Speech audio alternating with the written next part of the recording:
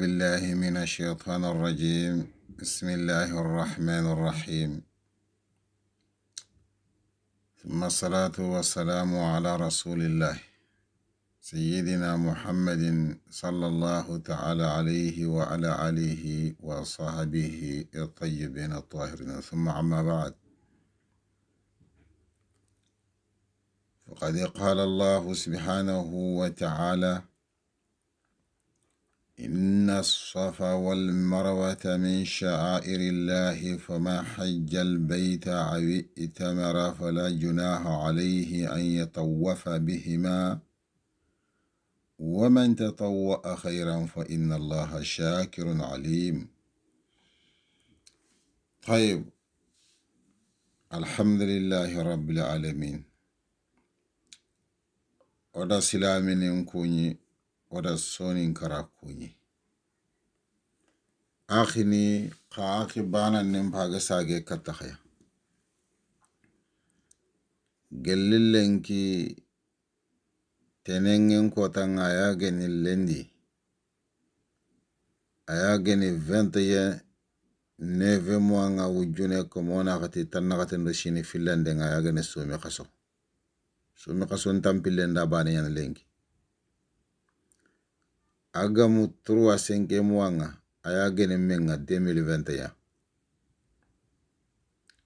sahiya owagili bakharano konga tusuru ogade kona khadamo khobe akhini onanya dome tusuru na daga kenya moy. طيب، owagili ay nimro ngamma kemendo tankregendo segunga ofagar kenga yakhara allati inna safa wal marwata min sha'airillahi. Anda gida yigo ngari ya to ngene safa wal marwata do gida yakhare ka ya to ngene marwa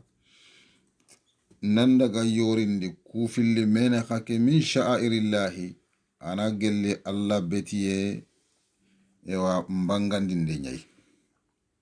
ana gelli Allah betiye ndingro mbangandinde nyai. Sahih kukundu gida horo filiani igal kaba tinto yake safa do marwa. Sahih isuna gidunya gidu horo mpiliani كان الله سبحانه وتعالى فمن حج البيت سريبي جنا دغا الله كاكي هيجو. صحيح أوي إتامارا مانغنا لومران دبري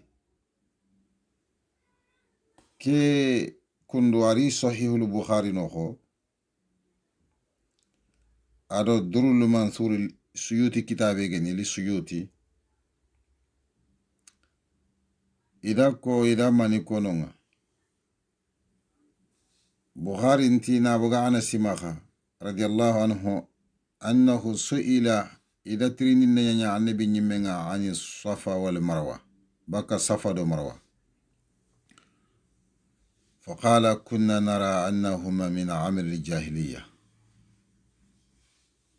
ترين دين دانا كي ما كنغني عناسي ato kukundu wori kenne gele jahil gankan kibare nya paski genyi beti ube ni debarni jahil ganka ko ke hakkati ngi tegana safado marawai yaro humma silama ko khagari fina on finna o gala gana yikhaya harsaba falamma jaa al islam brambe silama ko ngari ayagene annabi do ke dinabe gari afwan أمسكنا عنهما وردوا تكتي بكي في اللي دقيقي فأنزل الله والله ينخندني إن الصفا والمروة من شعائر الله. صفا دو مروة ينقل الله بتيه نينغرون تاغو منسونياي سريبيغنا كاكي هيجي مانغا دغا الأمرانغا جنوب تانكا مانغات اللي يورين دي نتا الكابا ايوا ايتي جيدو كويا أن يتوفى بهما أنغات اللي يورين دي نتا جيدو كو فيليا sahih kenya na siga har kelenki hijaro ngana daga hiji igara gana safa do marwa nakanga sahih kena dankana kuye nan talla ko nanti khake fini Allah betiye nyai betiye be geni kembre keta anyati silama hungedi ko mo gobe ade annabi gedi ko ngida ngamo gobe inanya na kundunya keta waman tatawwa khayra sirebe gena betiti foshirenga fa inna allaha shakirun alim Allah na kufanda nanya ibatta nandanga iko musire sudanga tuwanan khayani Allah subhanahu wa ta'ala golle ki qasadu be ga makana khonga sahih Allah subhanahu wa ta'ala ayanu fufu seda ayanu fufu tuwahu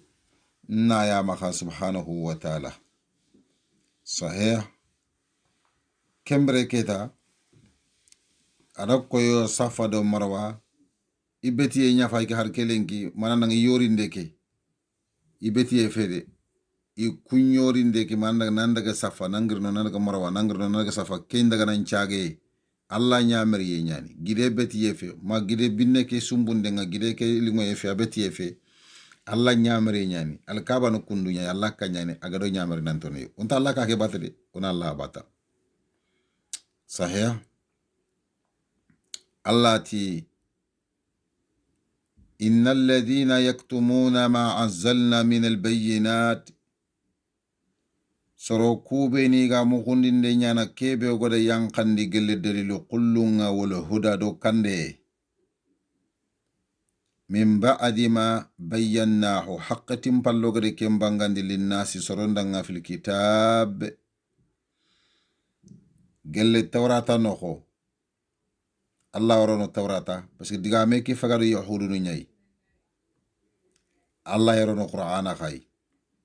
صحيح أولئك يلعنهم الله ويلعنهم اللائنون الله تكون كمان يعني الله جي لانغانا ني لا تنبكيني مانغا لانغانا نو بيسوي إي لانغانا نانتي إيجري كيبه دبري الله نكوتي قول لنياني صحيح مانشي كوغتان دانغال كتابا كير الله جتي إن الذين سروكو بيني حرف توكيد يعني yaktumun igada fuqundin den do muqundin nyama foke be anzalna ogada yanqandi min albayyinati gele dalilu qullunga kengana khali yahudo wan nasara na tokoti manneni Allah subhanahu wa ta'ala da fare mahan kuto laga na wasa tawrata do linjilin noko sahih fatam pansinde be su qulle fare mahan kuto ngono adi kitabu makan kuto ngono taguman sube giya susu yuno kabirambe kem fare gridi nakari donc ida makan kuto ke mukundi nanti kefe kendi nyiketa i khawotu Allah subhanahu wa ta'ala ayanu fofo khaseda ken lati yaktumuna ma anzalna iga fumo ne kibe gadi yankandi min al bayyinati gelwi fatam pancindunga wal huda ado kandenga kembra naro al yahud ni kam har sanna bugu mananga srebe ga manyal yahud wa nasara kam mananya sasa an kalluku kam sasa tuwanu ku silamini ku yimmenu ankara Allah di tuwa hunkinan min al kitabi wa sunna wal lugha wal nahwi wa sarf wal mantiqa wa ghayri dhalika Allah rafami yugo fallaqi mu yankenda ngalli anda tuwa hummu gondi baka soron kutunga ayke mutu bana Allah ti innal ladhina yaktumuna ma anzalna soroku beni ga fonfugoni no gari yankandi min al bayyinati gel dalil qullunga wal huda do kande nga min ba'di ma bayyanahu haqqatin pallo goda bangandi linnasi soronda nga fil kitabi qur'ana noko fana nga nanya tawrata nanya al yahudu wan nasara malinjiri nga nanya gel al yahudu wan nasara tusuru mangani taxandi bakke me ngana nya gelle tawrata no kanati yahudu ngana nya linjili no kanati wan nasara sahih qasasa alkitab anna rograne ko fana ngogodro gelli i kunya kitabun kamma ulaika sorobeni ge makan kuti tike jikku be khagade muga agane tuwa khum fukunde yal'anuhumullahu Allah yilatondini bakkine manga wa yal'anuhumul la'inun langandanon khawi langana sahih kusoro kundu fare alayhi salatu wassalam o gado kona khadamu khobe birambe ke tangana al yahudu wa nasara kamma awutu jankan manganaro tuwanon kamma kube ni ga khara igari tuwa hullaga namu gundi bakka soron kutunga anganari khakama ya khawutu an tafsirin jirejani sahih Allah ti nema Allah ton tengi kama inte nema kata inte nema kita laga ninge daga tanga kinga sahih tafsirin mutu Allah ti illa alladhina tabu magan tasrobe ni ga tubi wa aslahu ida srondinde nyagelli inyangolunga wa bayyanu iqrandindi nambangandi Allah mbeti gollu kubegi kama fo ulaika atubu alayhim wa ana tawwabur rahim Allah ti kun kaman yani nga tubu lagani kama ngi Allah nyano kome su tubu lagandana nga hinana ninki Allah ya sahih adatu istisna alli Allah gati illa alladhina tabu sefen faydo suwanyari al yahudu ninya manya wan nasara ninya manya silamini kuyi mitwano nyai agari nyike jikku bure angada nya duda nga jikku makki ma xankutu bure aga nyanken nga ma xankuto tafal langar golle ketu nanto fo sire feti tere mo ko sire feti alli ambogu kingal halabre no nga nimsi kebe angada de bari agari tuwa ko mugunde tafalle idi gollu ncirondindi kebe agadi nyigere burondindi ida sirondindi manne ina tuwa ko ke mugunde ngara ida tongo laga na bangandi soronda bangandi mo ko be agam fatanta kun kamanni Allah wi tubu laga na bakki maka wallahi ana yille ine manjurmini kamma ani khufariti ne manga kana Allah agati illa alladhina tabu maganta kube ne ga tubi wa aslahu ida sirondinde nya kebe agadi nyigere bononde agana fukundinde ke wa bayyanu ida qurandinde nya gelli diga munga kebe Allah subhanahu wa ta'ala agada yankandi na qurandi itu agulle nyaranga fa ulaika kun kamanni agada nyi hari gede bonondi de atubu alayhim nga tubu ragani maka wa ana tawwabur rahim bawnin ki Allah nyano ko men tubu laganda nan qorenga nyani hinna nan qorenga sahih akhini Allah na Allah kiyana Allah subhanahu wa ta'ala طيب تفسير موتو الله تي إن الذين كفروا كوبينيجي كافراخو وماتوا إكرا وهم كفار واول حاليا على حالدو كافر نياني إكرا كافراخو نخوني أولئك كن كمني عليهم لعنة الله والملائكة والناس أجمعين Allah neman laton tenga bakia neman timaka Allah no kunga malaikan nun kallangan dengi kama aro soron susu kutunga isulangan dengi kama ari kafra humanya seren nanya Allah danga fisre anta jemu sarana parce que kusoro kafra ko ta Allah idume kafra ko ke kama makal lengari na ginyi ni kingala halakama keda nga keta hinne en takanyano kusro danga neman takanyano kusro danga Allah na ko yangang katamba ana yani kundanga no kena Allah diga menyai sahih khalidina fiha duma no geni ya gelli yangang kata kena ko nga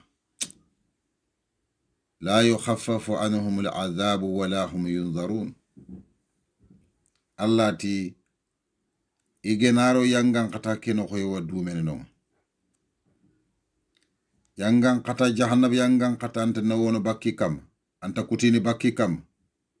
tusurini yangan katan no ko nyai tusurini toran no ko nyai tusurini nema kita Allahu akbar Allah gada ko subhanahu wa ta'ala dingratana tamanne ati la yufattaru anhum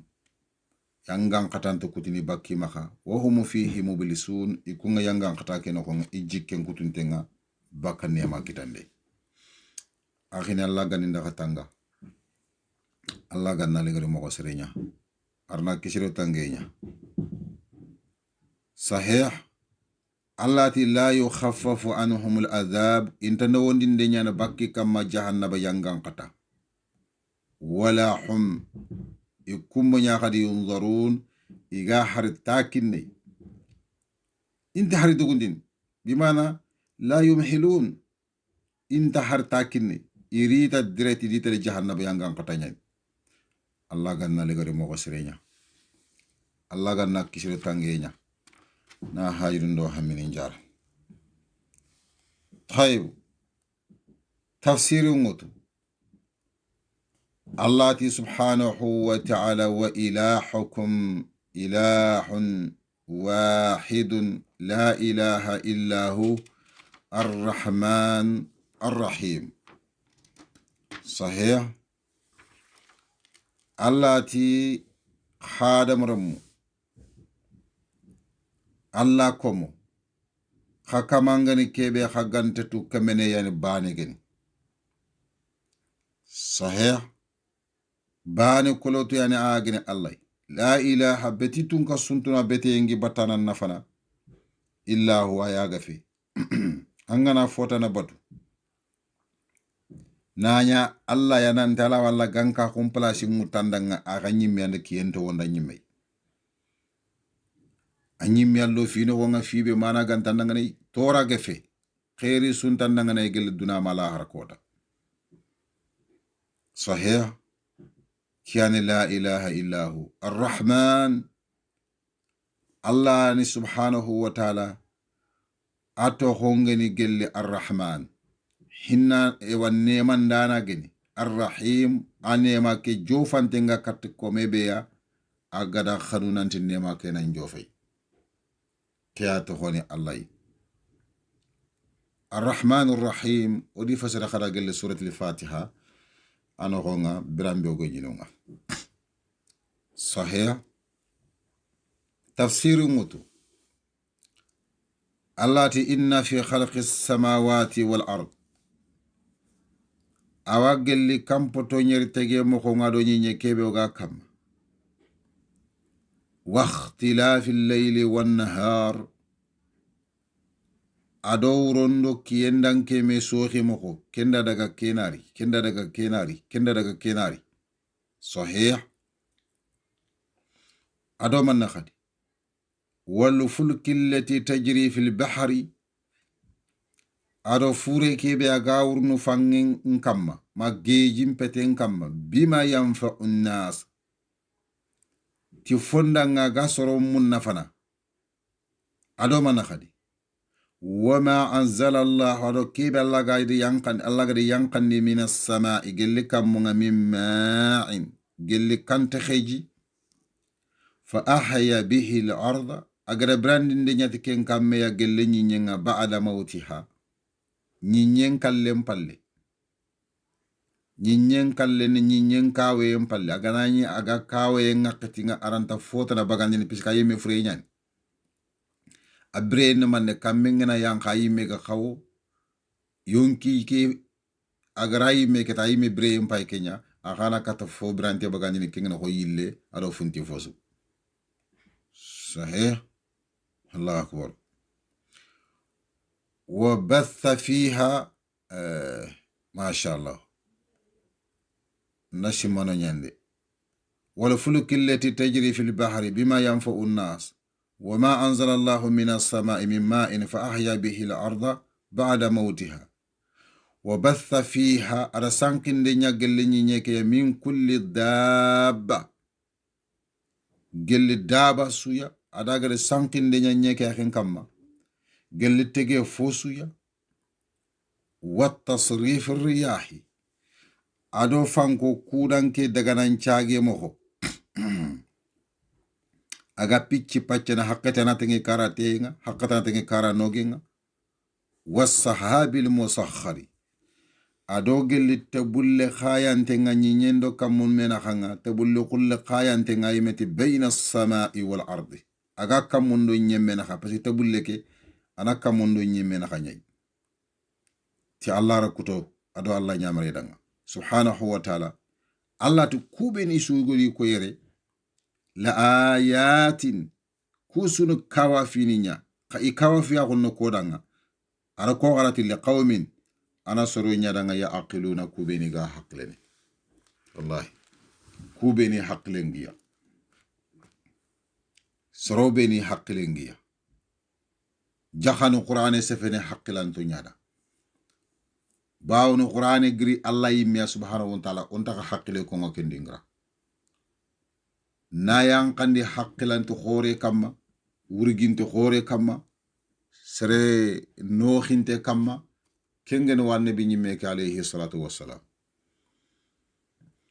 kuran kanan digamu ke qur'ani noko mannan kata har sere enterin kana sere be ga digamu so foko an kana katti daga mo kondiri mo kon kitanni famu kitte on fosirenga mana nya haqqile nya gan kay khagana nyang kume kenga an kume qur'ani dakhamme an kume qur'ani tafsiringa yalla laga mangor jakan ke laga tafsirine kha anangor jake ke trinka ne ke Allah ne fente kha yogodu ama wori jaki tu qur'ani tuwa kun kitandenga ama wori jaki ama nefeti qur'ani trinka ndengai Allah ganin daga tanga halikindi mo koninga Allah magade fo gebe wote la worni halikinte nyane de yonki ngay de khana ya halikinte nyani o ko walla nyaga Allah gantin daga haliki Allah ganna legari mo serenya arna kishiro tange nyogna hajiru ndo hamini njara sahih tafsiri ngutu Allah ti subhanahu wa ta'ala wa minan nasi man yattakhidhu min dunillahi andada sahih annabi awa gelli soronga sere yogo agara gandinde nyana gelle Allah tananga teyne kapalla mai صحيح يحبونهم إوا كون كمنني ملا كحب الله خو الله كانوا يبيغي مغا يسوندو مونغا إني كم خنو يا ولا كتا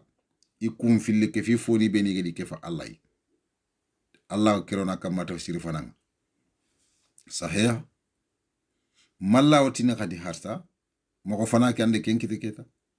ومن الناس من أوجل سرون من نكون ين إظهار ين تفسير كذا قا تجويدين كارعان تيان إظهارون إذا قاموا ين صحيح ومن الناس من أوجل سرون سريعو يتخذ وعارعان دين من دون الله جل الله تنعا أندارن تين يحبونهم يويكون كمنني ملا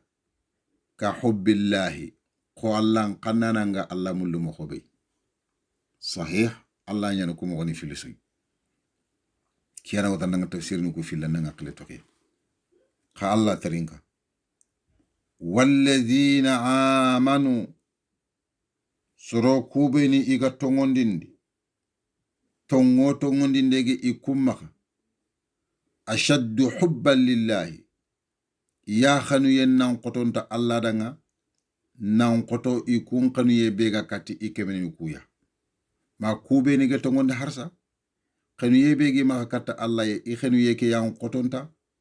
nan qoto kube ni gedi Allah do fotana batu e khenu yebe ga katta Allah ya ade khenu yebe ga katta iken kemene tan khay mumin nu ko khenu yan qoto e kundan kun khanun tan fini filisu akhini digamu kuri mo ko mono wade digamu kuri mo ko mono tafsiri be o ga kam modalla kam may sorobe ni gin tarin kana nga sergebe seda nga kukumbe ni seda idallin sifene ndiga mun no ngode sergebe idin sa kontu keta idin diga mo kontu idan ndasimma keno ku famu ila manelli walladina amanu hakube ni gotongondi ashaddu hubban lillahi ya khanu yennan qotonta Allah danga nan koto kuncoro i xenu ye kebe ga katta Allah ya sahih ma kube ne geltongondi xenu ye be gi ma katta Allah ye i xenu ye ke yan kotonta nan koto kuncoro xenu ye kebe ga katta i fili ke fi fokey sahih kendu koy nanti akhini idanke mo suwa idi xenu ye ngabonde katti kemenini kuba ma idi xenu ye ngabonde katti i kemenini kudo Allah ba kesu fete fo sirey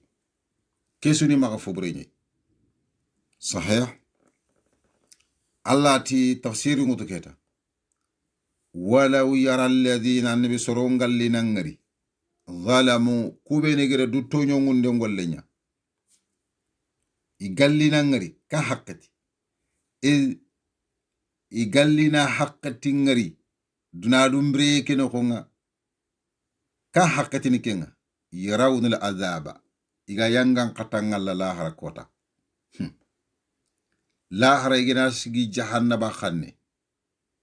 yimme gedi jahannaba wore face à face nanti degare sunda khama khadingram paykiya iganni idanke sigi moko walla duna bidumbre ke noko adi danke fayindi moko katti jahannaba iganni ke ngalla ke duna dumbre noko wallahi inyatu numanne anna la quwwata lillahi jami'a jaga semben ken susu foko manten Allah danga wa anna allaha shadidul azab Allah ni yanga makan kata kote dunkenga wallahi iganni ke moko walla ke duna dumbre noko iwa fini mpamunu xamanno ko ngidanga wallahi akhi qur'ane wajunde be so xempa qur'ana kande be so xempa qur'ana haqqile wullundi mo su xempa qur'ana serengotondi mo su xempa khadaga haju bononto ngo qur'ane kharangana anda hari sondo munyon kono yogoni ni xanne kiyado qur'ane lipana kunchugunwa ha igi xannu lingo yen koyni ndi ci makenya ganni kan kharange fogabe nyukundunya illa man rahima isugunu do qur'ane ke battenya xawga kiyebe sasa bononte xabe ngati wi xannen katto do qur'ane batte wo sugunu aki bononta ko nyalli ngandanga sahih qur'ane khara bitadabburin wa waqarin angana kharatiki alhala wallahi anga khairu khori kitano konga anga tuwa ko khore busuna no konga anga famu khore kitta qur'ane no konga anani qaram mo resulan to konga nanti ke famu yekundi yande kinam no kenga kuye ana ga gire Allah ya direct na wara katanga qaram mo resulan to kengo nanti yanda qaram no kenga Allah yimande kem famu yekinanga parce que andro to Allah kitabe nyakam andro to dina nyakam ana dutanga khosunga Allah gana wor jogo ya rabbi Allah tafsiri ngutu adoma na khadi Allah ti subhanahu wa ta'ala idh tabarra alladhina tubi'u ado annabi annan ko ngindindi haqqatinga birakebe soronga barini kubeni igedi batu igalatono igedi kubeni batu min alladhina bakka soronga taba'u kubeni genyi betindi batenga Allahu akbar yimmanko diri sani kubeni genyi soro khoronga durko khororonde dukkoye lemunu ngadi batte fallanko ngadi battenga sorongi ya diga mun terinkana sorongi ya nyameru mbagandi nyaahi igena fofu ko kinga baka yahi igeda fofu ka baka nganta nyana la harakota ngena menyi same baranga anya ke nyani kumpina nyana urano baka lamunu kuya Allahu akbar lamunu fina ngurde i kumfina nya urano baka lamunu kuya parce que geliduna yere fogabe wa kam wotnat gare nyani iga kebe kam gare nyani khala harakota Allahu akbar tongo no kunyani ifini ya ngurno gelle sorobe ni gebeti di batten yo idi tabarra alladhina tubi'u biranga soronga barini kubeni igedi batu min alladhina ibarne bakako gelle soronga taba'u kubeni igedi batu tubi'u taba'u anya ke ngi difference be gina kha inta bana sahih manda sigi kengenya bawon lati wara'ul adhab ida yangan kata nyawre wa taqatta'at bihim al asbab khanu yen sababun tampini begenyi maka dunai kenkuti Allahu akbar birambe gidi yangan kata ngari ya khati yahe fasa khani ye begenyi me duru naka khanu ye ke gri bakanonga khana hunkuti khana ninga daga meñi jahannaba wara keñayi wallahi xam bre fo sire kamma khana ko ñeme Allahu akbar khana Allah gari ndaga tanga agando sere khana ko ngana yero allo fo sire kamma de anaro dina kamma ananya betiye kamma amma kanya Allah kutiye kamma khaga na nya Allah kutiye nya kamma fayye jeniye wanda haqq bonondinde kembetana la haro kota khawti la khakitun kin me jahannaba follaqen no saga khana me ni jahannaba no ko ya salam Allah gan ndaga tanga Allah gan na legari mo ko sirenya arna kisire tange na hajiru ndo hammini njara tafsiru ngutu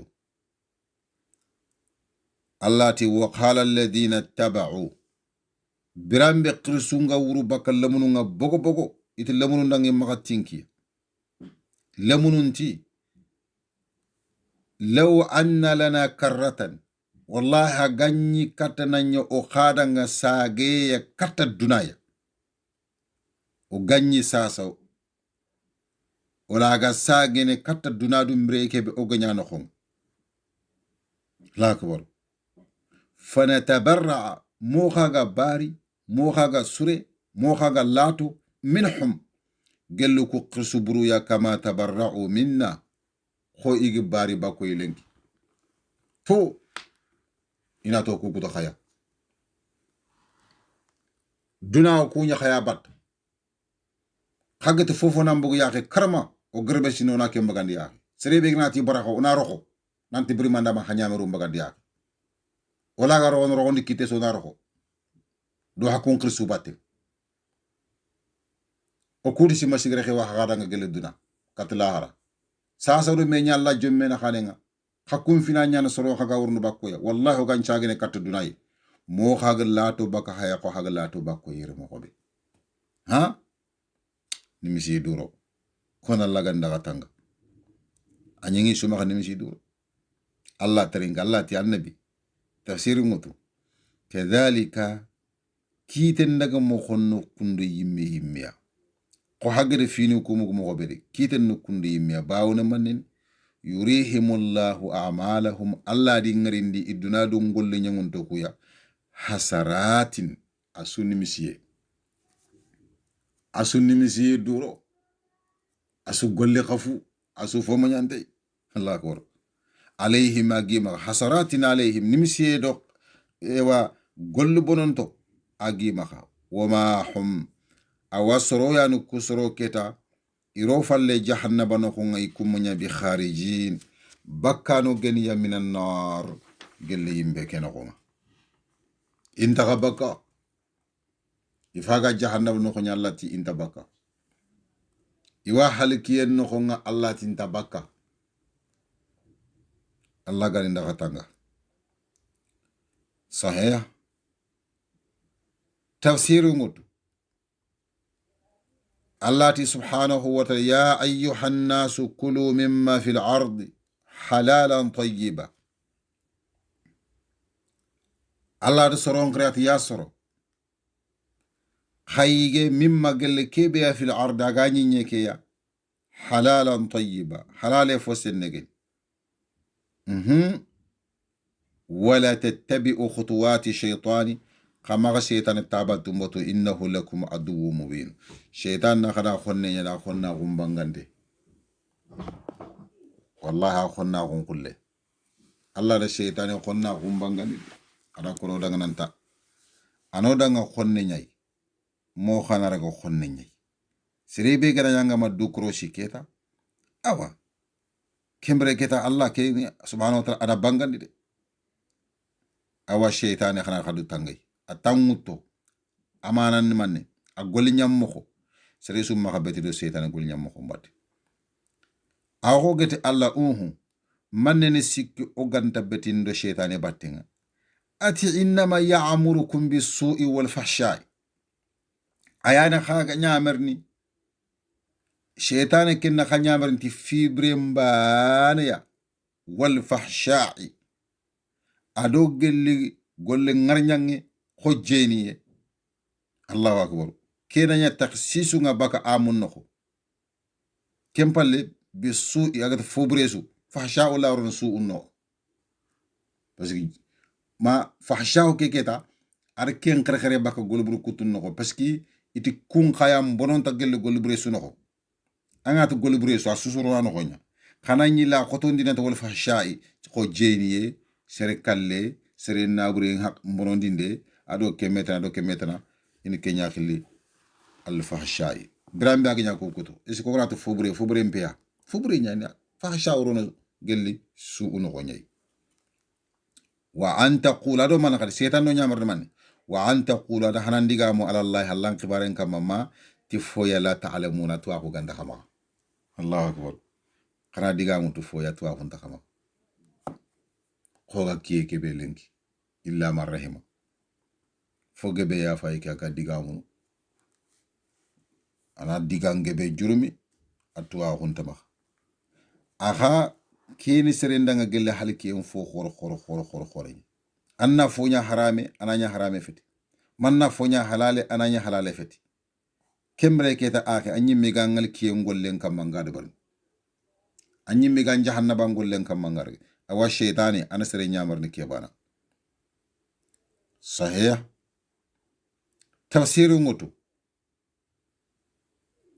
allati wa idha qila lahum ittabi'u ما أنزل الله قالوا بل نتبع ما ألفينا عليه آباءنا الله أكبر فابان كل باتانو غاي خوبي ديغا تنتي فابان كل الله وغناكو كرم وانا دغا سيميدو مشركي عربو مباتن يدو عندي بيغني على حلابي خيرين فابان كل باتانا نسونين كرا سرونيا فاينو لنكي غا خوتوني فابان كلون كما fabeni be killu nganta tongo kama aganta dina kama aganta kafo kama aganta haklantan ngolle kama akhini ogomu ke kono mankolo ada baga sodin krani ya ko ngunyi keta ada baga ina tuano ku terenga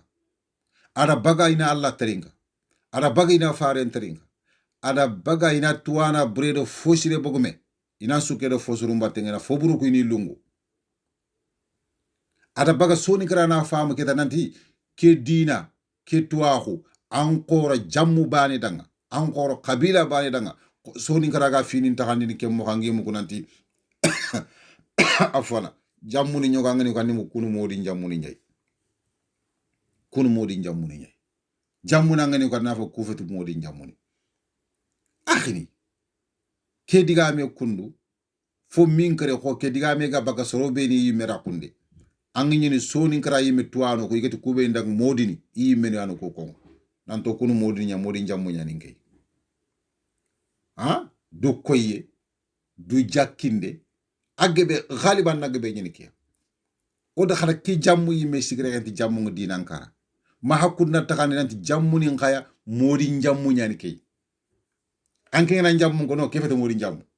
angara hara manyi meke boore no comme modi jammu gante bana bo oku on te tren kana ko modifié wala ko kuntu gol nyanta digamu akhini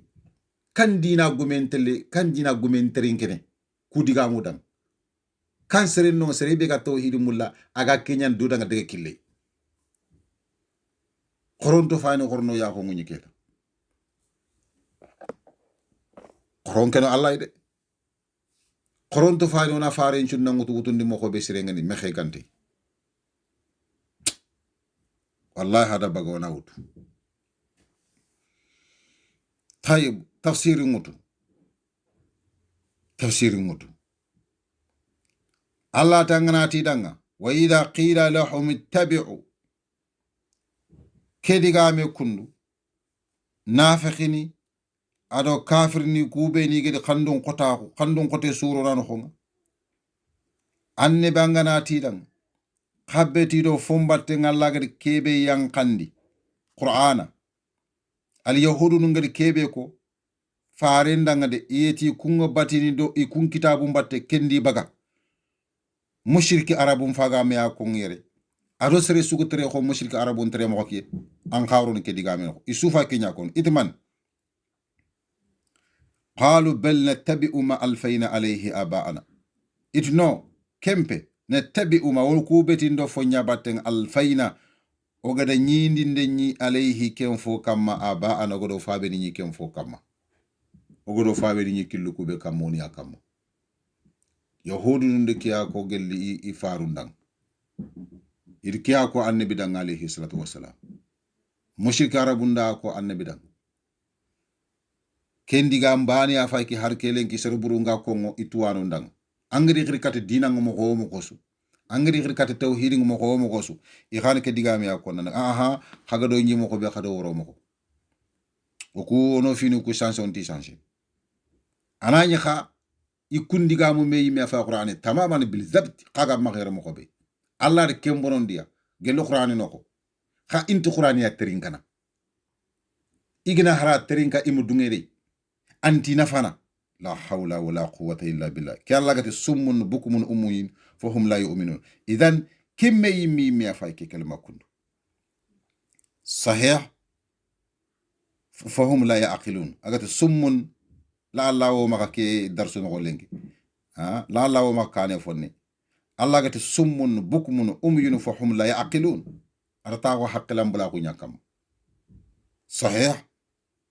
la allah leng darsu ko narge ki akele makundu allah ti faban kille battano angana ti danga khabbeti do fombatte nga kebe allah gadi yankanda ngani khirkate dinanga tawhidinga allah bana lemma ku yenga inata nanga no o kuga kebe kamma kendo ku wasa parce que no faban kille nyonto faban kille ngalla allah dit ijabi manne allah taringa allah ti manne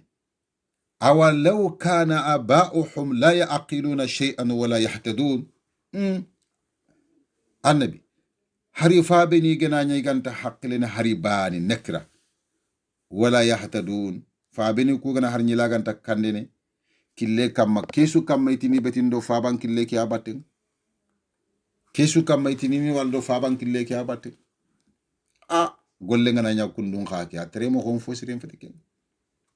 صحيح Allah gadinda katanga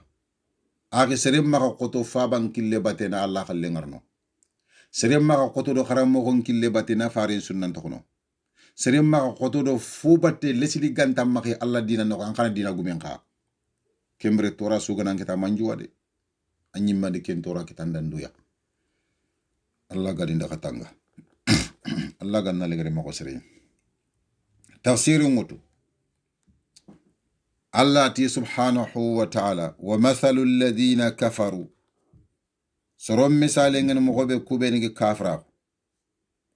كمثل الذي أخسر مغوين إقواغا خارون أغا غنغون دينا بما تفويو لا يسمعوا كيون فونت فوفو مكو إلا الدعاء غانتا غنغون دي وني دا أدو خرين دين دي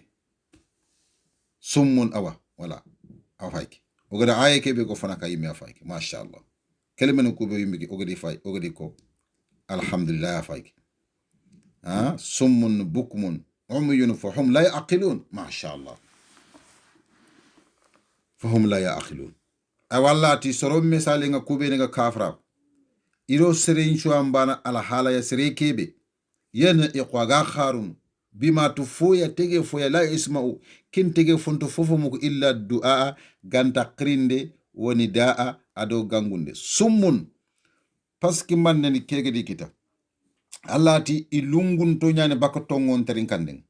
bokumun imumun to nyane bakatongon ndigamu yen kamana ndigamu teyo omuyun ifinkin to nyane bakatongo walle igna hartongo ngari intaragana inda hartongo ngaranti nafana inda har digamu te anti nafana angati ke kana halike none yugo kana allati fahum la yaqiluna qaharsa ikuntuna haqqile kita tukku ala halini kitandinde dananti faga halikin tampini nyano konga ikhana fobegi taki na sansma yogonya ina Allah tarinka ina Allah ko musurun tarinka ha ikonto na fofu famu gollen no konga har kelenke aka nga kesoro ngalla anga kesoro kita bange wo bange akhini Allah ganna leger mo sere ona ke wara ona sage karta haya gelli ojo fillande no khonga eni golle no kunde inshallah o yille kata haya gelli ojo fillande no ko ageni lenkitine ni ke oga awa 20 sum khasonga sum khason tampille nda barnya lenki wujune ko mona khati tan khati ndo sine fillande agamu 3 5 mois ayageni menga 2021 sahih oga sigina kobe o faga gilli kenga yimme Allah tandanga ya ayyuhalladhina amanu kulu min tayyibati ma razaqnakum washkuru lillahi in kuntum iyyahu ta'budun Allah ti subhanahu wa ta'ala da mu'minin nyakriyare hakumbe ga tongonni ta Allah khayige gelle fonfo senne be gele warjaka khaya sahih kebe gene fo senne fo halalinte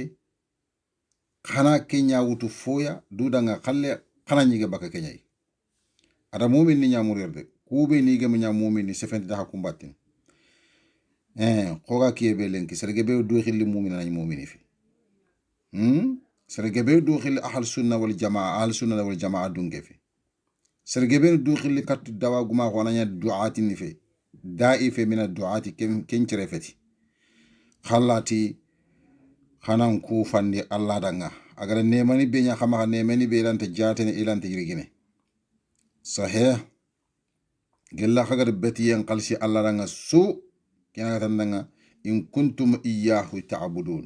gella khagar betiyen qalsindi Allah danga su abana yagani fotana ganta kefine su khana ku fini bagandi yaxe ayagini khana Allah ku fayne man tampinin kama sahih adi warjakin tampinin kama innama harrama alaykum almaytata waddama tafsiri ngutu khannatu Allah haramun de nyaka kama jiba agan fofre waddama ado foro na tammission kursi manna foro kiga bakana kellaga nandaga golnyalle ma hundu mo khoygo nayiga ahramun de yan khanya khengaya agro harame ke nokku sahih ado man khadi wala hamal khinzir ado faringi gentie kingi harogo na khursiya ahramun de yan wama uhilla bihi li ghayri allah ado kebe gede khanne ko nga kamma Allah tanandanga kursinde haqqati silamini nyaganoya angana yo fon kursinanti manne bismillahi kursinde haqqatan kiya kono khafube me bismillah ko akamma idam munon to khonya ko akamma ma kengnya fotana su ko gelli mushrika arabu ngi kungenyi foni be ni kongo kallata wal ujado fotana kenni kunya o hagana fotana suko kudo hana katrona ko o godo fofo ko amanya lata wa nya ujja o harfu ko agamanya bismillah kegenta jiba nyan harangana khursiya ka ando fotana to kanko kamma me bismillah ko at khonyani jiba sahih ka Allah ti subhanahu wa ta'ala famanidu turra ghayra baqi nda khadanga jiba haramun tenga khama ado foro ado faringi jitiye ado fofo yigana khursi geme bismillah to konka kamma ko fini nakatinti haramun to yana kamma mananda nga khama ka idi haramu yesu serebe gena hataji ku nga madarura gena nyonto agada ganjo fandi katu kutiye nyigandi ndenga kyalati fo manidu turra ghayra baqin ewa fasqin ta ku yefe wala adina do yadan ta ku do kemprandangi kempe fala ithma alayhi junubun takaman kama ke sababu danga junubun takaman kama inna allaha ghafurur rahim Allah na ghafarin dinana nyai ghafarin dana ngore nyani hinna na ngore nyani gelle ko mon kama sahih kiyane Allah subhanahu wa ta'ala afagedi fon haramu maka ay bananne kenoko nanyille ken foddenne ay bane kenoko sahih fini nakati adi haramu kogoro kona haramu gobe ada jiba haramu ay bane kenoko naforo haramu ay bane kenoko faringi jenti ngara haramu yenko ay bane kenoko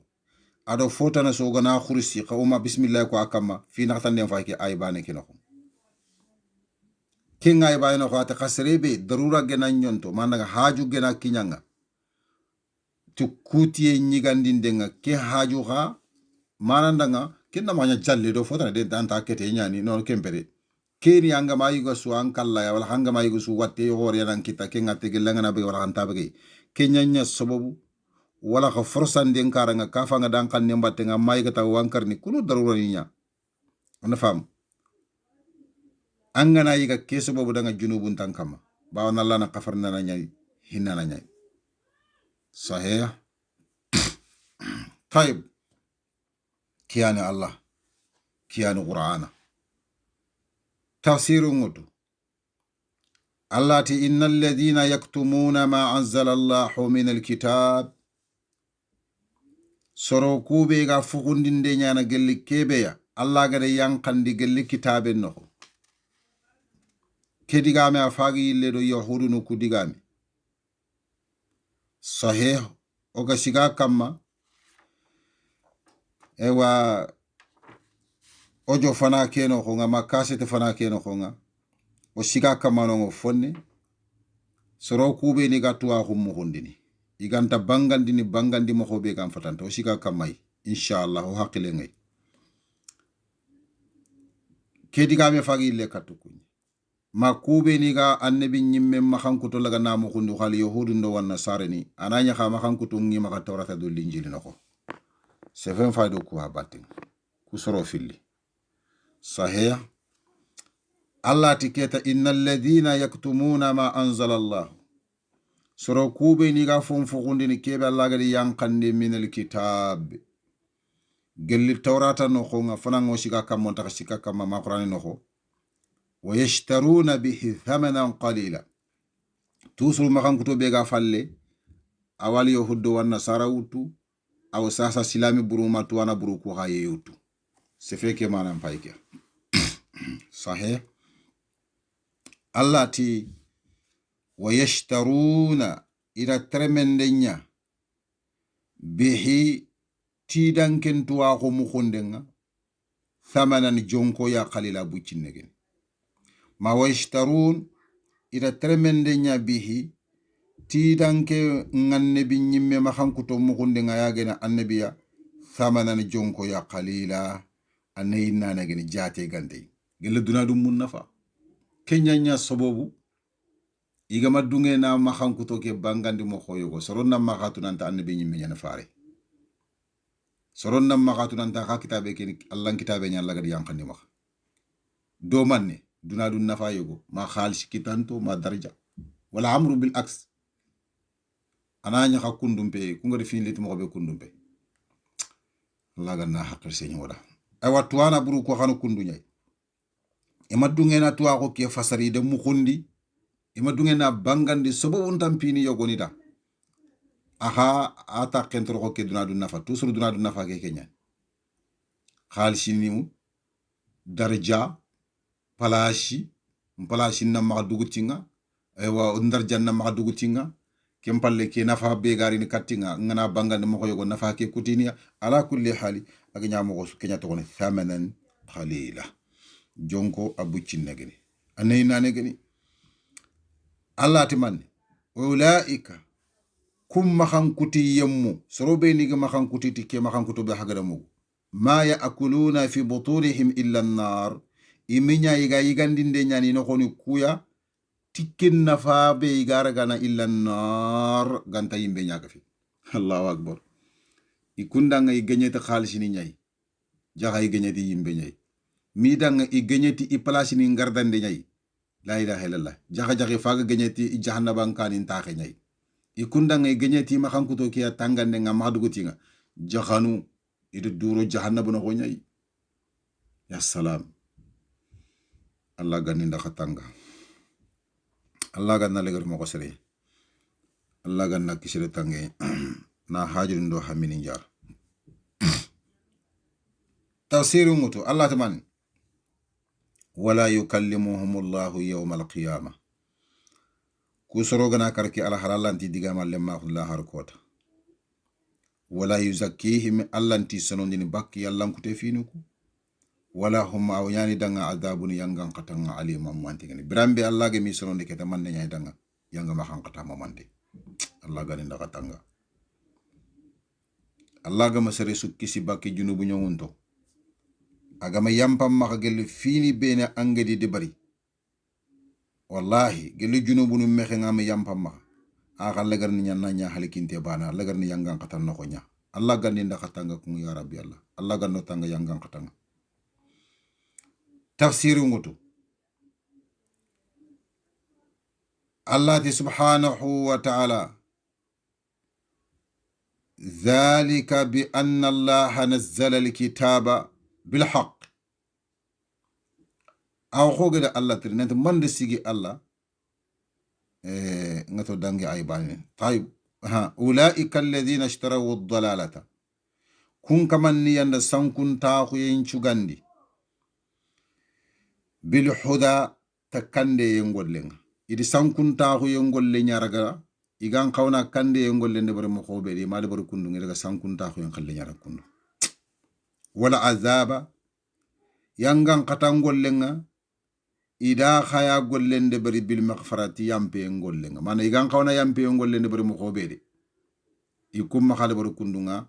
idaga junubu ngollu nyara bare kundu fama asbaruhum ala an-nar Allah ti subhanahu wa ta'ala fofonto khoto kusoro sabarinta ko ngi jahannabi ben nokon mimu kene ta'ajubiya nyai fofonta sabarintiya jahannabi ben noko la har ko tangani jahannabi ka batte baran ciki dire mo gon de maka yonkin sukuti Allah ganna legere mo ko sere Allah ganna kisira tangenya na hajul ndo hamini jara tafsiru mutu Allah ti subhanahu wa ta'ala ذلك بأن الله نزل الكتاب بالحق صحيح أغوغت الله من نسيجي كسروغد كي ينغان قتا مومن تكت الله فاغر يا فسر مغا آيو كنغو أتي يندا سانكونتا غون كيلل لغا ناسو غاند كاندي ينكيلن كم bani wal azaba bil maghfara yande yangan katangol laga nade bari ko serengan khawna yampe ngol le bari kembre kiyanya sobobu niraga niro ke yangan katana ko angani ni yangan kata ke kana fofonte sabarenti ya besik batta banan sikano nyaye kiyana to foma asbarahum ala nar sahih fofonte sabarenti jahannabi mbema manda sigi giro jahannaba no ko ke nyammo na nyangan kati ke nyammo Allah ti dhalika bi anna Allah nazzala alkitaba bil haqq sahih ke nyangan kata mo mante gidi kita asababu nya Allah da tawrata nyang kanditi tongo nyai angana ro tawrata kama sahih manga na ro qur'an kama filisu wutu grambe man sigi tawrata li ar tongo laga da qur'an di khara khaya ko nte kharo halki ngolle nya kado kiyam fatanta hinne en takanon koy akarun ten qur'ana gumun khano kunnu nyai kitabi mu manya fay ka go makhari ago giddene ago walla to ngon killen kam ago kam o kabana bakka shaytani killen ko fana ke ogor ko allagati odanga wala tattabi'u khutuwati shaytani innahu lakum aduwwun mubin odanga ifanake anda famu kaseti ojo fanake katanya mandake odanga katuno idhan Allah subhanahu wa ta'ala birambe keta agado qur'ana riti keta an kaga mara garagandi mo hobe gam fatanta la har kota yanga kata be genan kita ndo kinyam fatanta fiska Allah tabakasiri ya salam awa kiyana kitabe liti tongo ko ngenya wa innal ladina ikhtalafu fil kitabi sarobe ni gede me sohi gelli tawrata sahanta gunda sahantan balahu ma gelli afasarndi moko ma ngananya qur'ana sorobe ni gede me soxi gelli ke qur'ana kundu nanti qur'ane ni kitabe ya nangiri allah ya kuta ayi kitabe fetaga giri allah la fi shiqaqin ba'id allah ti soxren tampini no ko kundo tongo na khallate gen sahih la fi shiqaqin ba'id iwa soxren tampi khorono ko kundo tongo na lato wallahi bawni serebe amma dama fomu ka bada ga hokkundo amma dama fo walla ga hokkundo har sangana yillerono na sikkantam maro ken kitabe kamma ma ken qur'ana kamma ma ken annabi nyimme kamma anyi mi dan duro fini no ko fini kube hore sere me ganta hara haqqantu sahih tafsir ngut allah ti subhanahu wa ta'ala laysa al birra أن تولوا وجوهكم صحيح قبل المشرق والمغرب ولكن البر من آمن بالله واليوم الآخر التي ليس البر أما قمب بتيمبانا من ما قمب بتيمبانا أن تولوا وجوهكم خغا خيسون كوين ليس في الماضي ناقصين يرفع الاسم وينصب الخبر صحيح من أقوات كان خيري البر كي أيافي اسم ليس خبر ليس اسم ليس يا هو كي أن محذوف عن تمغير ما ليس هو كي مخوفتي البر بتين نوري هو كان اسم ليس البر نكثنا خبر ليس منصوب بالفتح هو كي قالنا اسم ليس من دمير منفصل مبني على فتحتي في محل رفع اسم ليس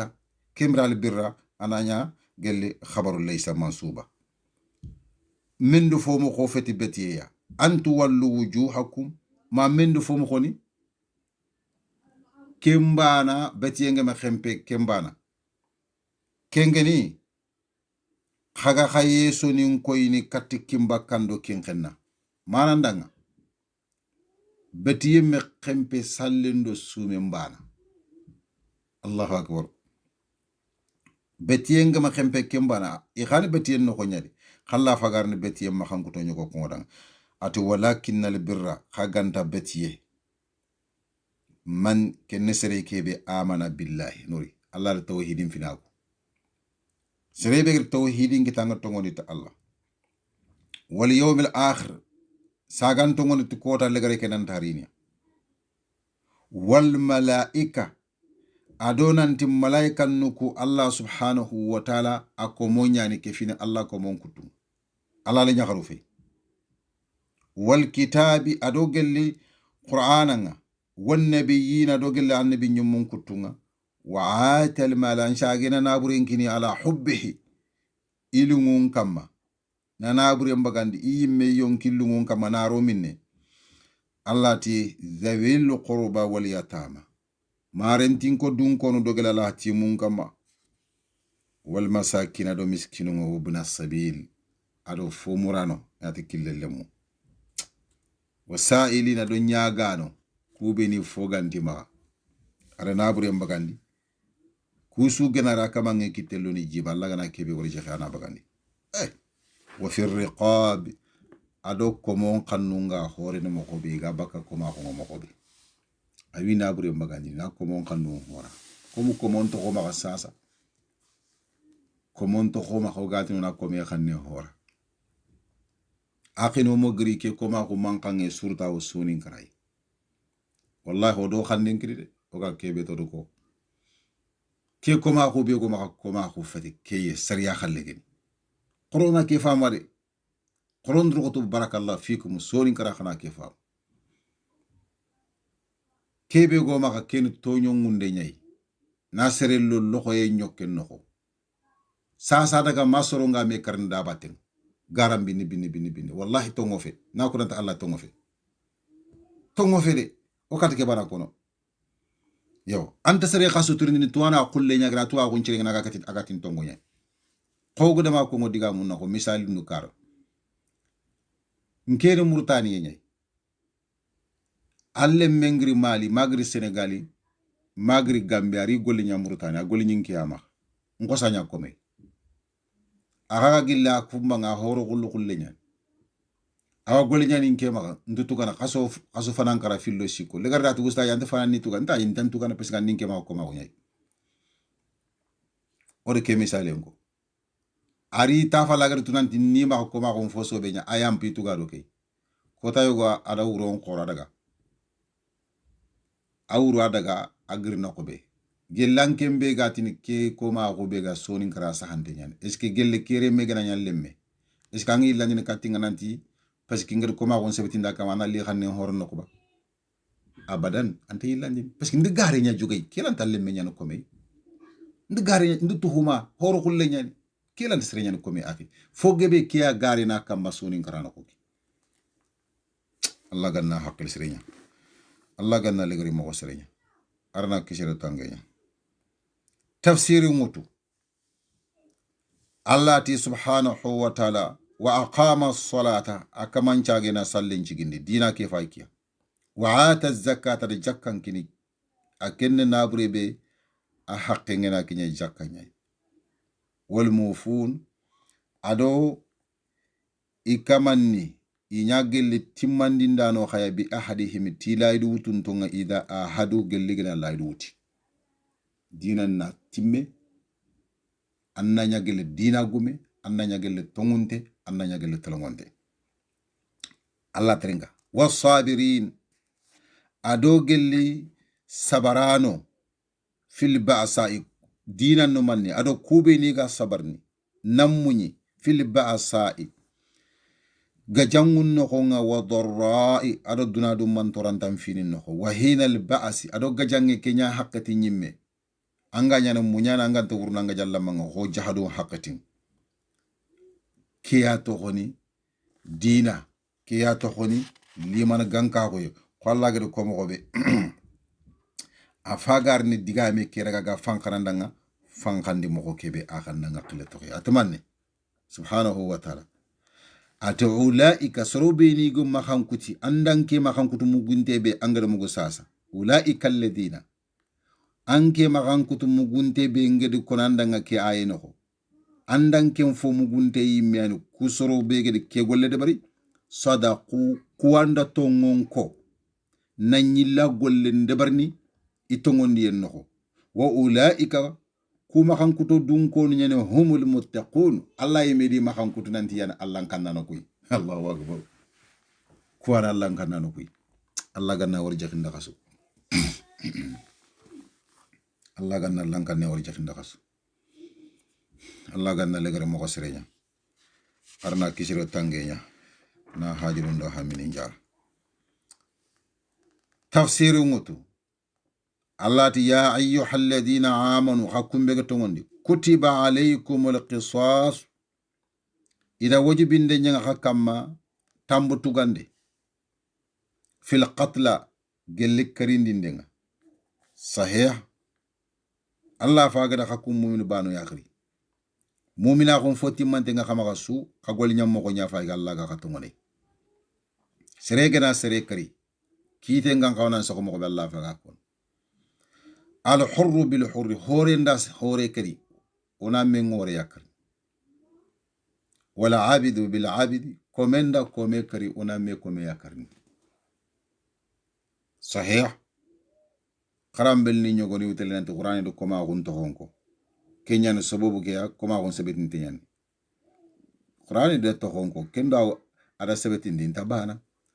ara sebetin di mo goni beni aga sebetin di mo goni beni ken qura tuanu suda ngari mo goni nyani kana ta to ke konne mban nan ko sa sebetin di kellanti nyana fo sebetin te anna faina wala untha bil untha ya kharenda ya khare kare onan karne kembre nyangen to nyaade barni jahil ganko sere genas ime hore kari hore ndi me hore kari kome begi magina daga atambun to gina daga karti ken kome ken hore baten kiya magama Allah sere ke so anyara ato hore to hore kome to kome yakhare to yakhare faman ufiya lahu serebe gana yampamma min aqihi gelli iyaqi kemaka shay'un foya Allahu akbar serebe ida sere karandanga igiri sere karandanga fininga odigi fayo odenyi wore masrebe gede kekira nyaranta khuburu khasare tinte yogona wala ala hal ni mogo yogodang fattiba'un kembre awata batiyenga bil ma'ruf sere ngado ko mogobe Allah ganna hakar sin wada faman ufiya lahu serebe anda sere ngri khosiyam pamma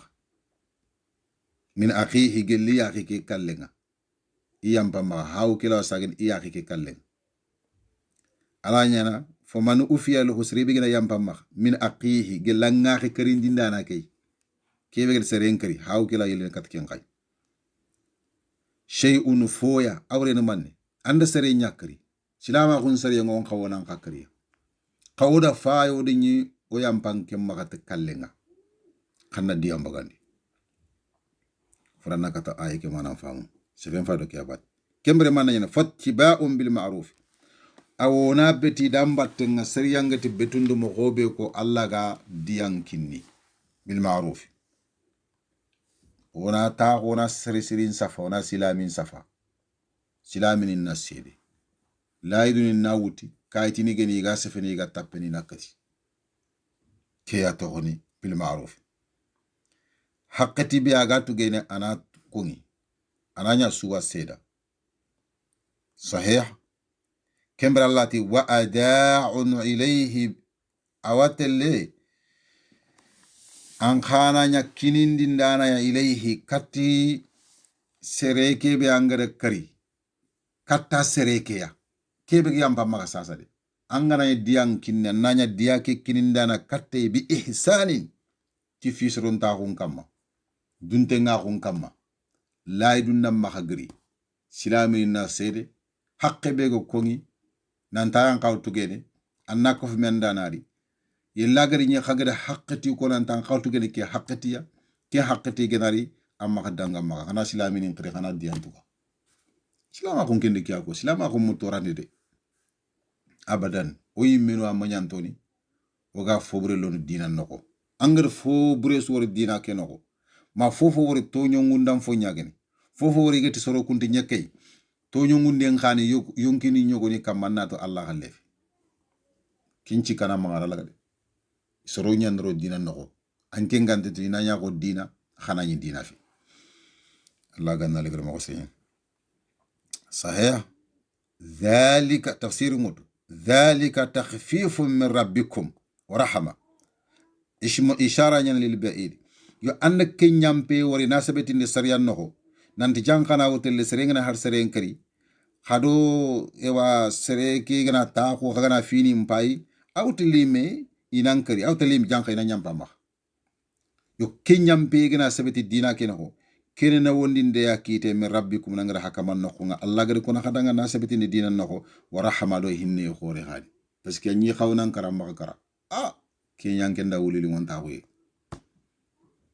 Allah ganno tanga serkallenga Allah ganno tanga fayenga Allah ganno tanga wanda hakke moronde Allah ganno tanga jeniyenga Allah ganno tanga fubresu ya rabbi Allah famani itada ba'da dhalika serebe gana yadan ta kusu falle falahu adhabun alim yanga mahan katanga kamanda ngam mantegere kanyarante gella gana ni kube ni geti yampa sereke ma suara ha agia kari mara ka faba ya kari mara ka sere yego kari faranga ka suri memo kata kayam pa ken kalle ngana dia nya bagani ara dia bagondu falle khadi sere bani le durangi le khadi nanaga ke sere kari khadi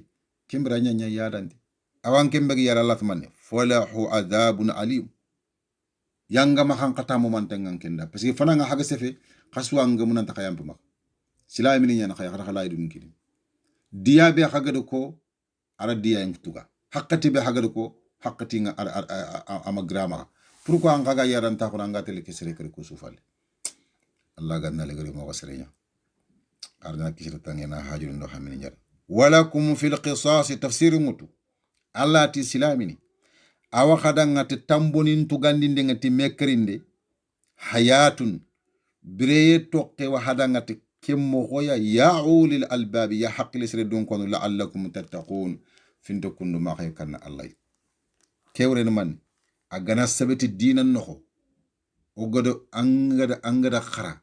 hagada famune nasari ya ngurnde halmi men sukam nan tangad sere kartan kala waya ren kawe sere suga sere krono karne kha kegana sabati yumuton noho ko fon noho aw nyana sababu sere be anga nyamula nga karne nga takono antaka karne piskan simendo man antaka simenda ken kalle gede am faga simenda nyimo kalle nye ki Allah ta hadanga walakum fil qisas wa hadanga te tamboni kutugandi den ceriyan ciginde nga silama khunno hayatun bre toqiyane ken ya ulil albab ya haqqil sire don kono la'allakum tattaquna fintu kundu ma khay kan Allah ya ma fintu kundu ma khay khadu tangana gelle soron kalle nga khafu kama tonyo ngunde kama brambe ke gana sabti dinan no be sugara ngandu tanga anta sere kan Allah gane nda khadema tafsiri mutu Allah ti kutiba alaykum yufarla kutunda khakam idha hadara ahadakum al-maut gelle kalle ngana khadubana mbeya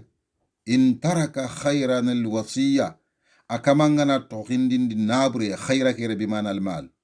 al-wasiyatu wasungatelle akamandang inabre kiya lil walidaini saranom pillidang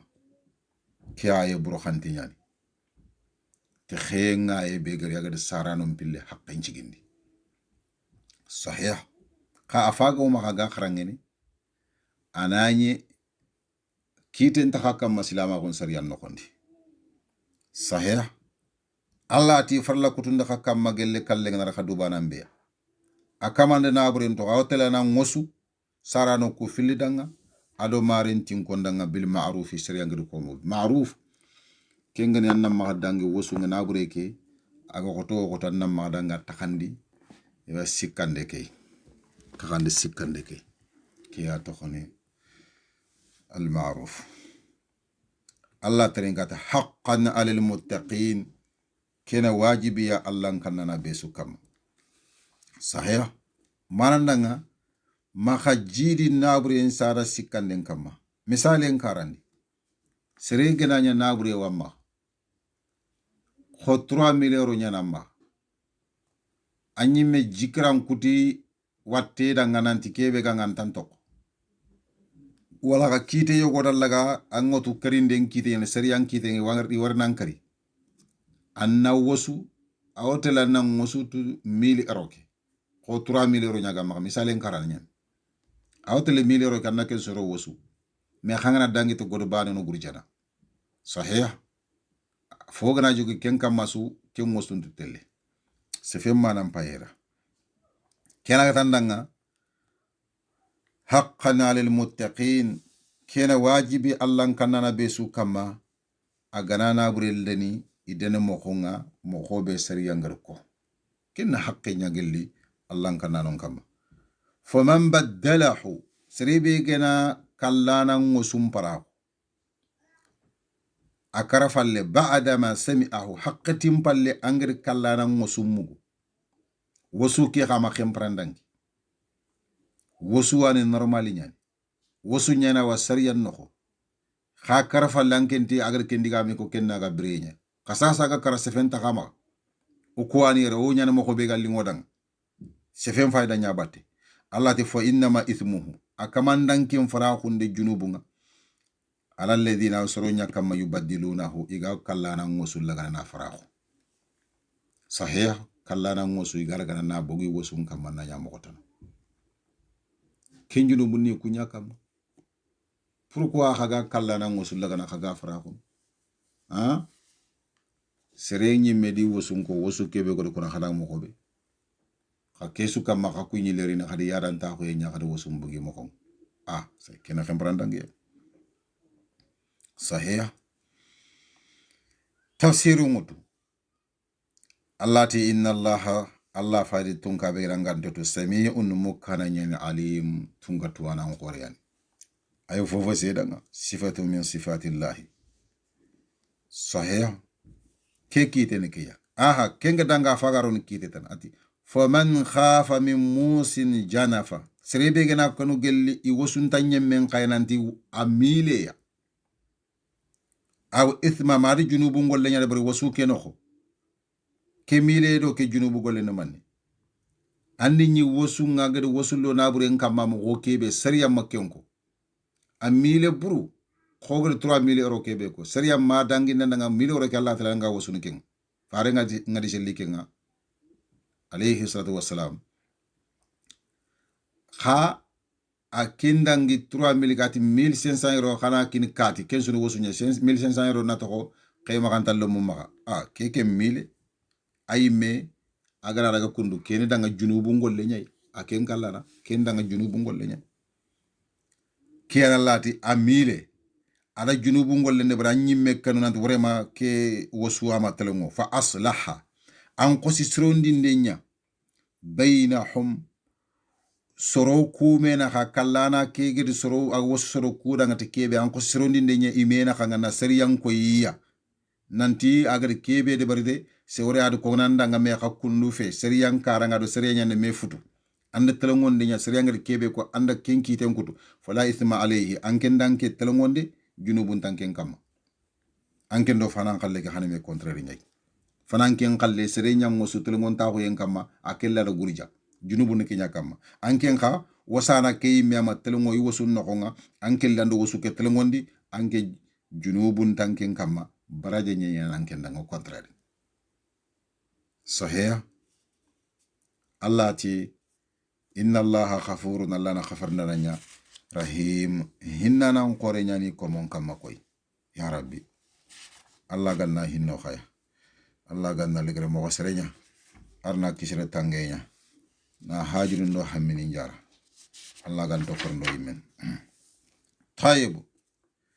tafsiru mutu Allah ti ya ayyuhalladhina amanu kutiba alaykumus siyamu kama kutiba alal ladina min qablikum la'allakum tattaqun ma sha Allah wa faga suma kason khano ko nyai Allah khirindindi Allah ta hakumbe ga tongondindi ida fallanna ko yenya hakkamma gelle sumenga kama homo ko be kutiba gede le kutu na wajibin alal ladina soro kama min qablikum ha kullen kan la'allakum tattaqun finta kundu ma khaykanna Allah wallahi mo wadu kisini bakallam kute fininga ke sume ama joppe o kuye jankano kanya khenga ya qur'ana aye ke khotin arosoro kamma ala nya sumi mo ni kunta bana kha ama joppe o kuya kho anya khenga khotte ko na wase tawut kengam Allah timan ayyaman ma'dudat ki yuyani jatan toge tampille do bito kebi agana go bo tanji ke ko ta faga ya no nga o fa tampille ndo bani ngelengi alhamdulillah ara inyana to so rana tampille do kebu ananya tanjiki sumo son kunna dangen ke faman kana minkum marida ken kitenya serebe gana nya khaya agawoti agawatte no kho aw ala safar maga safari yakamma fa iddatun min ayamin ukhar awatelle anan jatandi gelli kitaniya alaga kutambuni tukana awre man serebe watte nyaganga annawa se sumini tu watte kedanga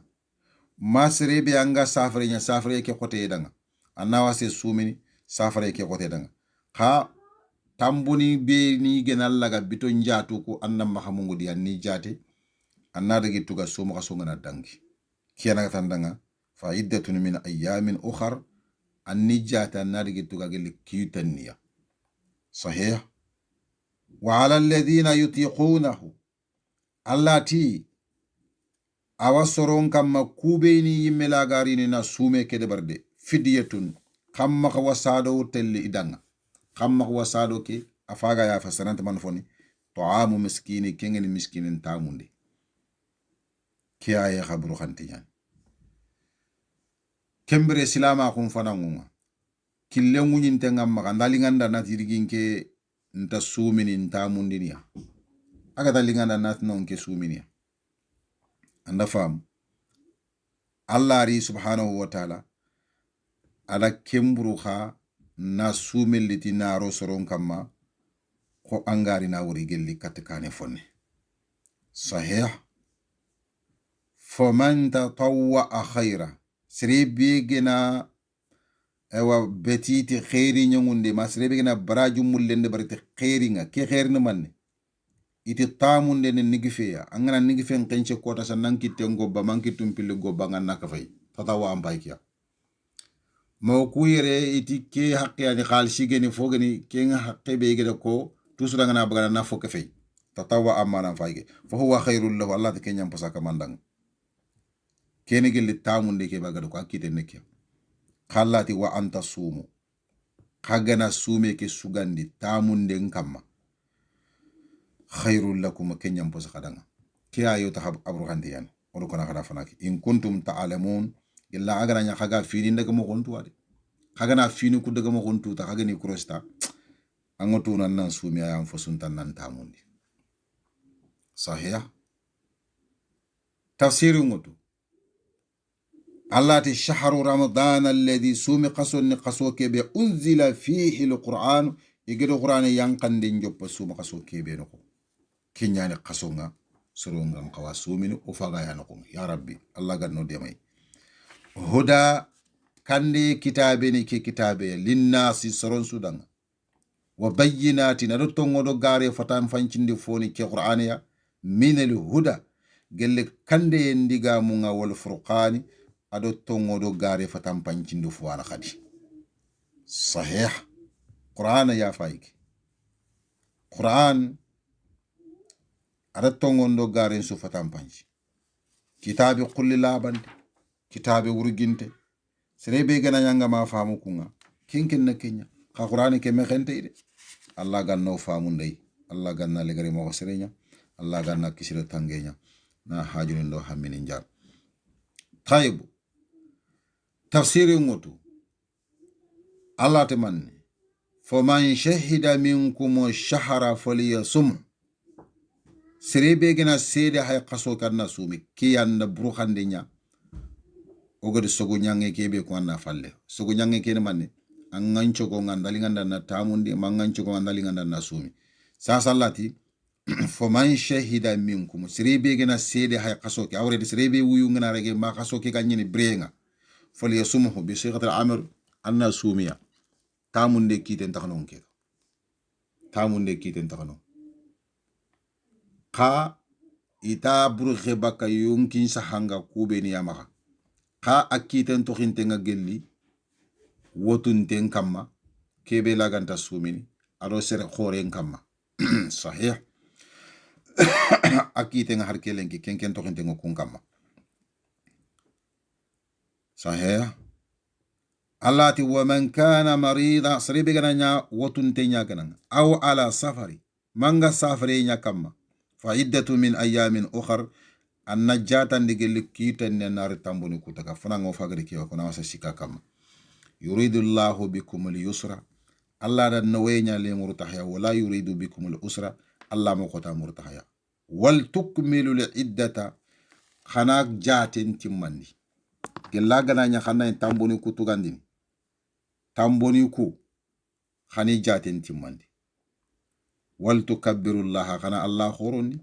ala ma fonka ma hadaku magana hakanda wala allakum tashkurun findu kundu ma hawnyana allah ko fandano sahih wa idha sa'alaka ibadi annabi gellin ko mo nganantinde bakkinga fa inni qarib anna ko nantin tenyani ngi allah mollato ujibu da'wata da'i nga jabinde ndo nyiminde nyana khirindindana su khirinde khasartini man idha da'ani gella gadin khiri akhini wona allah kiro duwa ngunno ko nga wona allah gangu subhanahu wa ta'ala allah roko allah te manne fol yastajibu li ikhana nyiminki allah danga igina sallen qri imagalungu wal yu'minu nanto ngondi bitinki allah la'allahum fintukundu nga yarshudun mi wakande to ngonki len kamma iwa bakalla same no ko nga allah ganno kanda sahih uhilla lakum laylata siyami ire deninde nya hadanga sume ngoro nga rafasu kapalle maahu yenga ila nisaikum katta khayakharu hunna libasul lakum yakharu kuno ko yetiramo hada hakundanga afwan wa antum libasul lahunna hakun kan yetiramo yakharu kudanga awriyani yakhare ado yugon meda sutra nyai parce que yakhare yugo jena kuri kinaya yugo khajena kuri yaknyai khaga me kam khasu sutri surtout ma hagaraga meñi jeni rexen xay yagu duro allah ganda gatanga sahih tafsiri mutu alima allahu annakum kuntum takhtanuna anfusakum allah ratunan taka kuncay beni khanya khagadu jambana khafu taba alaykum allah ratubura ga kamma wa afa ayampanandangi ankum baka khama sahih ke kundu ari gelle bukhari no khonga bara ibn azib hadisi nyan ati birambe keta sume ngayen ngayanka ageni ke ayekun saybe ni inta tinkon yakhare sum khaso mumu mansu khasoro kiti no khonga iga mullinde kan yakharu incagata allah da aye nyankandi ke akama allahu akbar fal'ana sasa tafsir ngutu bashiruhunna yakharu ko khani kapalle maw khani saqalle maw sum khaso muru kubeni gatin nasokuntu qur'ani delile nya fay kenata nasoko ngay tampiyeli ado haqatin bitte oran tax sikki ken kamma ka delile nya fay kere wabtaqu ma kataba allah lakum kana murundi ndikebe allah gadro ko taxadanga wokulu xana nyige washrabu xana mini hatta yatabayyana ma ganari nan qura lakum khadanga al khaytul abyad khure khullenga min al khaytil aswad baka gelli biten fine yen noko kure khullenga na bange baka biten fine yen noko yogo nati gari mbara khullenga na bange baka gari mbinne noko kesundo baranya khayere diga mengaro kede uronga na nyindu biten feba kembite fajirin kure ke ngoli ngana bogo biten noko kenya to khone al khaytul abyad parce que kona uron biten kita pour ilan karo ngari no kure nyamba ka fina ken kure gena makken kure ganda ga bango yegene kenya nan daga taw magam bogo biten noko ketanta a wacce kure nya fa ke gorutu bakka biten noko min al fajri gel fajri nga kemre yige laqina sokono mini laqina sokono sahih thumma atimmu siyama ila al-layli saga allah takana sumen timmande katuronga wala tubashiruhunna khayakharu ko khamma kapalle ma wa antum akifun khakungani lejimi soroya gelle altikafa ga hunno hagana altikafa na ga hunno ande tellanga yakhare saqalle ma tilika hududullahi kuwana lagingunga fala taqrabuha khama tinkiya kadhalika yubayyinu allahu kiten kunna laga bangandne ayatihi kawafininga linnasi sorondanga la'allahum yattaqun finta kundunga miwu kanna allah la'allahum yattaqun finta kundu miwu kanna allah ya rabbi allah allah gannonya allah kannano tafsiru ngoto allah ti subhanahu wa ta'ala wala ta'kulu amwalakum khama khana burunyiga bainakum khamena khanga bil batili tigaringa wa tadlu ma khaga khosi daga yontondinde nya meya bi hatikin nabre yigandenga ilal hukami katikiti kutanu li ta'kulu kudo hagatal yigandinde nya fariqan jamaya min amwali nasu gelu soron nabrung kembere hafagatil amvakani nyawutu amvakani ko hadiye mana kudo hagato ngon kita garambinen kama koni allah do kabay bil ismi aw allah tijunubun kama wa antum ta'lamuna khaytu khanante garinya na khamaha ma khaytu nante fini bene khagaterin dibatte ngatongo feti khanan allah ya khamma kentere mo khode bare allah dina ken khom akini tampi lawane li fonni ko digal le garo di jowonde fonni yo nokuni be gan khaw sikki allah munya taqqege kite yo gan khaw sikki no khonga allah do wor jakiya allahumma hadina fi man hadayt wa afina fi man afayt wa tawallana fi man tawallayt وقنا شر ما خديت فإنك تقضي ولا يقضى عليك وإنه لا يذل من واليت تبارك ربنا وتعاليت وصلى الله على نبينا وعلى آله وصحبه كثيرا subhana rabbika rabbil izzati amma yasifun, wassalamun alal mursalin, walhamdulillahi rabbil alamin. Salli ala Muhammad.